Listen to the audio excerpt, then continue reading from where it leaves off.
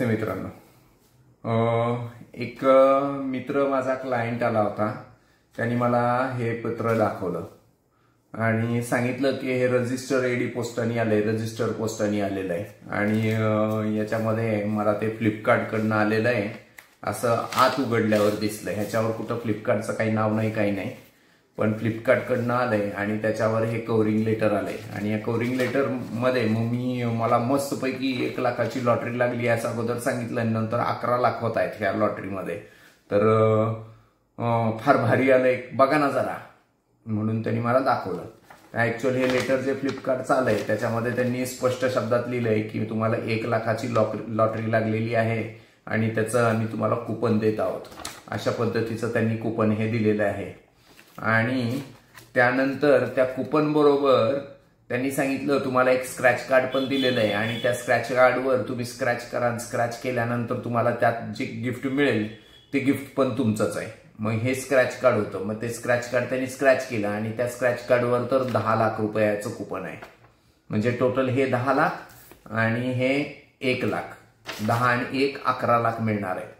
पण याच्यामध्ये अजून एक गमतीशीर गोष्ट त्यांनी लिहिलेली आहे की यामध्ये ह्याच्या खाली जो हेल्पलाईन नंबर लिहिलेला आहे, हा जो खाली लिहिला आहे हेल्पलाईन नंबर, त्या हेल्पलाईन नंबरलाच तुम्ही कॉल करा. फ्लिपकार्टच्या कंपनीच्या फोन नंबरला कॉल करू नका, कारण तिथं कॉल हा फक्त खरेदी आणि विक्री संदर्भात आहे. इतकं बेमालूमपणे त्यांनी ते सांगितलंय.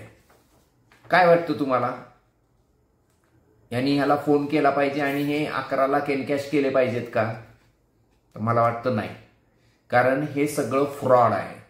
आणि हे फ्रॉड आहे कारण जगामध्ये फुकट आणि इतकं सोपं कुणालाच काही मिळत नसतं. तुम्ही एवढे बरे लकी की तुम्हाला हे मिळालं. मग हे काय घटनाक्रम काय घडतो? मलाच का हे पत्र आलं, बाकीच्यांना का नाही आलं?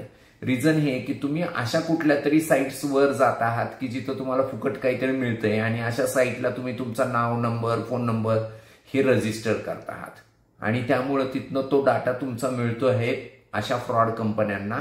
आणि त्यामुळे ते असे 1 लाख, 10 लाख पत्र पाठवून देतात. त्यातले 1-2% बकरे त्यांना सापडतात आणि त्यातनं त्यांचे पैशाचं बरंच मोठं फ्रॉड होतं. मग त्यामध्ये त्यांनी यामध्ये एक उल्लेख पण केला आहे, ह्याच्या कार्डच्या मागे लिहिलेला आहे. त्याच्यावर लिहिलेलं आहे की तुमचं बँक अकाउंट व्हॅलिड असलं पाहिजे, बँक अकाउंट बरोबर आधार कार्ड कनेक्टेड आणि लिंक्ड असलं पाहिजे. त्याचबरोबर त्यांनी आम्ही जे सपोर्टिंग डॉक्युमेंट मागू ते तुम्ही डॉक्युमेंट दिले पाहिजेत. तुमचं व्हॅलिड पॅन कार्ड असलं पाहिजे, हे उगीच लिहिलंय.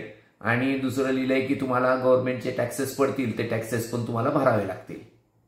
म्हणजे गंमत काय की थोडंसं व्यवस्थित सिस्टमॅटिक वाटावं, खरं वाटावं, ह्या दृष्टीने काही गोष्टी, आणि दुसऱ्या ज्या गोष्टी त्यांना फ्रॉड करण्यासाठी सोप्या जातील अशा गोष्टी. तर कृपया मित्रांनो, अशा कोणत्याही फ्रॉडंट गोष्टीला बळी पडू नका आणि तुम्ही अडचणीत येऊ नका. आपण भरपूर कष्टाने पैसे कमवलेले आहेत, असेच वाया जाऊन देऊ नका.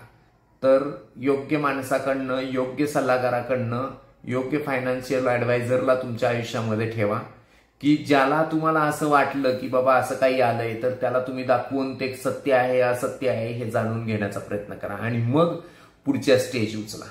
कारण असं काही गिफ्ट कार्ड वगैरे असे कुपन्स वगैरे काही येत नसतात, हे नीट लक्षात घ्या. थँक्यू.